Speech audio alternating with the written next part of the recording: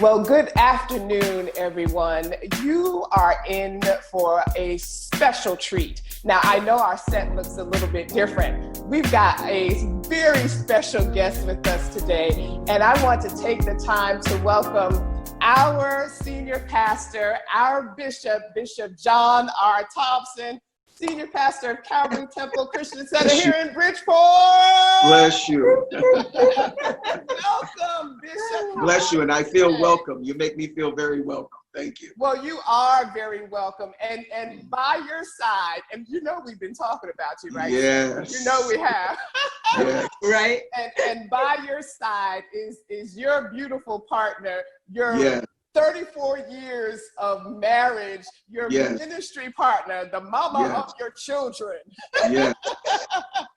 None other than my favorite Co-Pastor Jenice R. Thompson. Thank you both for joining us. How are you all doing today? We're doing wonderful, honey. Great. I'm feeling wonderful and so glad just to be here. And I am doing excellent. It's such a beautiful day outside, and Yes. such God's grace is upon us. So I'm doing wonderful. Thank you. Wonderful, wonderful. And thank you so much again for taking the time to join us today. We've got a really sensitive topic, and as we were preparing and thinking about how we were going to move forward with our episodes, both Pastor Jenice and I thought it would be extremely important to bring you in as overseer, as bishop, as one who prophetically hears from the Lord, as my spiritual father and leader of Calvary Temple. And we want to get your perspective on some things. But before we begin, I want to set the pace. And for those of you that have been following us, and we want to thank you, I want to take the time out just to say thank you for everyone Yes. who has been following us and supporting us. We see your likes and hearts and comments and Yes. calls Wow. and text messages. And it is just phenomenal because truly we have a gem in our co-pastor. She's been Yeah. just like dropping gold Yeah. nuggets. She loves her family, and so it causes her to drop much wisdom, and I'm so grateful for it. Well, we have been with open arms receiving all of her wisdom, and we so appreciate you. And so we've been in the book of Ruth, and you know, I was thinking today in preparation for the book of Ruth to be so small. It is so powerful. Yes. There are just so many things in the book of Ruth that we can glean from. And we've talked about several aspects. And today, what we're going to talk about is crisis, and how we face crisis. So going back to the book of Ruth, both Naomi and Ruth dealt with crisis. Naomi first, her husband, her family, they were in the midst of a famine, and they had to leave the place that they knew and call home and go to a brand new place. That's a crisis when you're forced to move. Yeah. Yes. And then if that wasn't enough, then after Naomi's sons married, Naomi's husband died, and then the sons died. And that created yet another crisis. Right. And Naomi had to find a way to deal with this. And then when she went back into Bethlehem, once she heard that God had been providing there, the women in the town barely recognized her because she looked so broken and torn from the crisis that she endured. And she even responded, "Don't even call me Naomi anymore. Call me Mara, because I'm so sorrowful." Now, when we think about that in today's time, in 21st century, we can attest to that. We have experienced two great crises here in 2020, and we've barely gotten through the middle of the year. Of course, the first crisis was COVID-19, and then we had the second. I don't even want to call it a crisis. I want to call it ongoing, because it's always been there. Right. The issue of violence against Black men. And so now we're faced with, what do we do? And Bishop, this is where we really want you to open up your heart to us and tell us, I know that you not only pastor Calvary Temple, but you are a pastor to other pastors. And some might be listening to this broadcast today. So the question that I want to pose is, how does the church restore or maintain their influence in the midst of a crisis? And you might even want to unpack, crisis or church or however you choose to do it. But we need an answer. Right. And I know you, as a man of God, have one. Please share with us. Well, one of the things that I was thinking about when the question was proposed to me is try to grasp and understand those areas of your life that you maintained or held before the crisis began.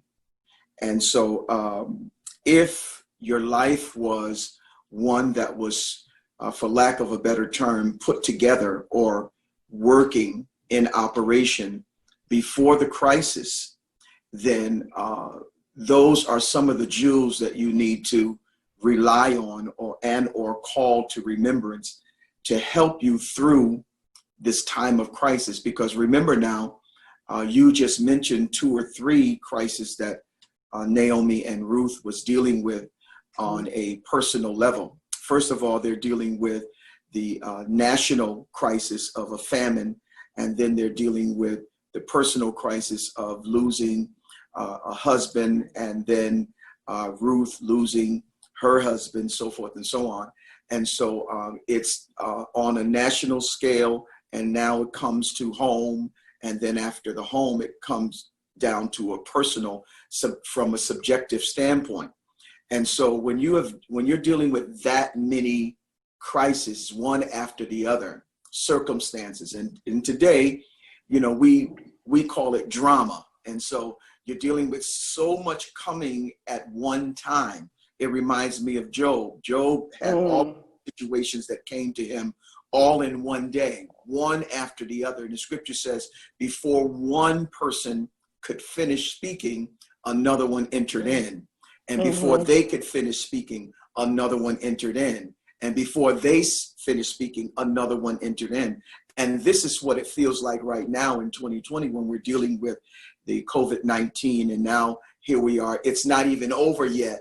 And we're dealing with, this racial thing that is, as you as so eloquently said, that has been there we've been dealing with for all of our lives. And now it has come to surface. And so we're dealing with one thing after the other. The key point is, how are you maintaining before the crisis hit?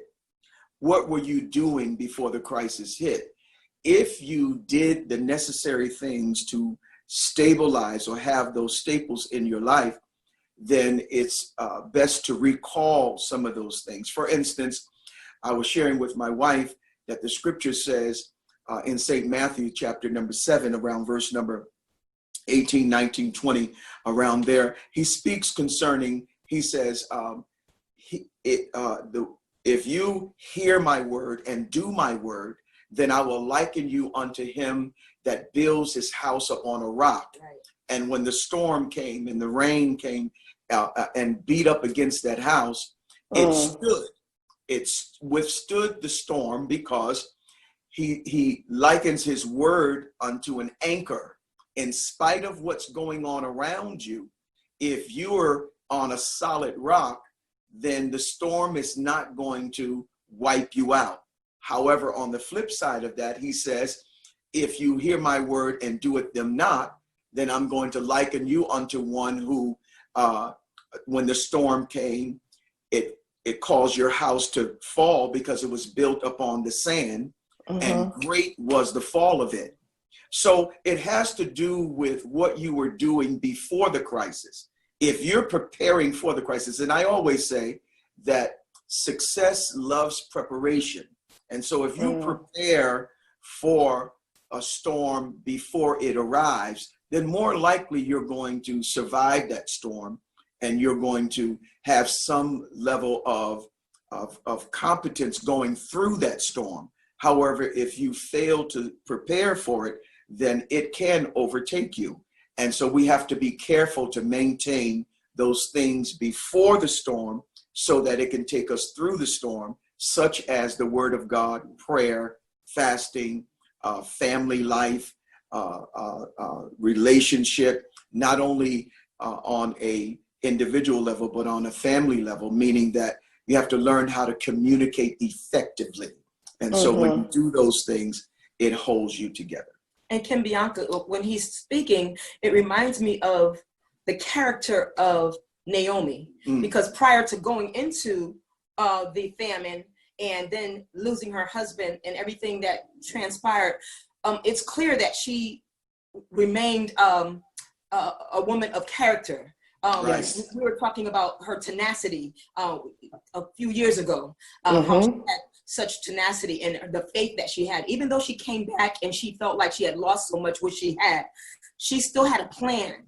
And Naomi didn't give up. She didn't say, well, you know what? I heard that they were having bread given out in Judah now. So, you know, I really don't feel like traveling. I'm just going to stay here and die and do whatever Moab, you know, whatever Moab brings, whatever. And you know what Moab was about, you know, but she had a plan and she kept her ear to what was going on in the community. And so because of that, she was able to move. And if you get stuck, it's hard to come back to that place of competency or feeling like, you know, that there's a normal life that you can have again. So she moved. So things happen to you. Life happens to you. Divorce happens to you. Losing your job, it happens to you. Our economy crashed, so forth and so on. These things happen to you, but you are not what happened to you.